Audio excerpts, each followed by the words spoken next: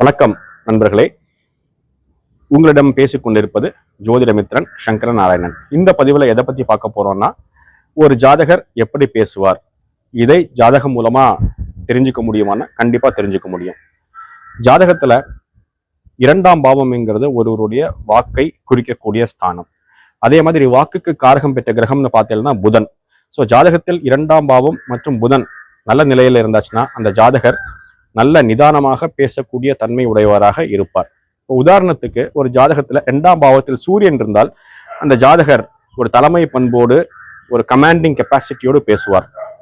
2இல் சந்திரன் இருக்கும் பட்சத்தில் அந்த ஜாதகர் மிகவும் நளினமாக பேசுவார்.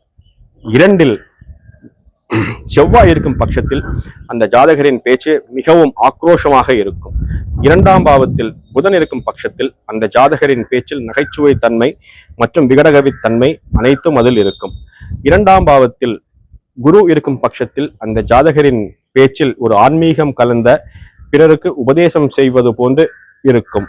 2ஆம் பாவத்தில் சுக்கிரன் இருக்கும் பட்சத்தில் அந்த ஜாதகரின் பேச்சு கலைநயத்தோடு மிகவும் அழகாக இருக்கும். 2ஆம் பாவத்தில் சனி இருக்கும் பட்சத்தில் அந்த ஜாதகர் நிதானமாக யோசித்து திட்டமிட்டு தீர்க்கமாக பேசுவார். 2ஆம் பாவத்தில் ராகு இருக்கும் பட்சத்தில் அந்த ஜாதகரின் பேச்சில் ஒரு ஆளுமை திறன் மற்றும் வசீகரத்தன்மை கண்டிப்பாக இருக்கும். 2ஆம் பாவத்தில் கேது இருக்கும் பட்சத்தில் அந்த ஜாதகரின் பேச்சு ரொம்ப அதிகமா பேச மாட்டார். ஆனா பேசக்கூடிய அந்த ஒரு வார்த்தை வெட்டு 1 துண்டு 2 அப்படிங்கிற பட்சத்துல இருக்கும்.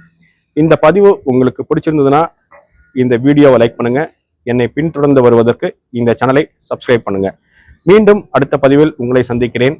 நன்றி, வணக்கம்.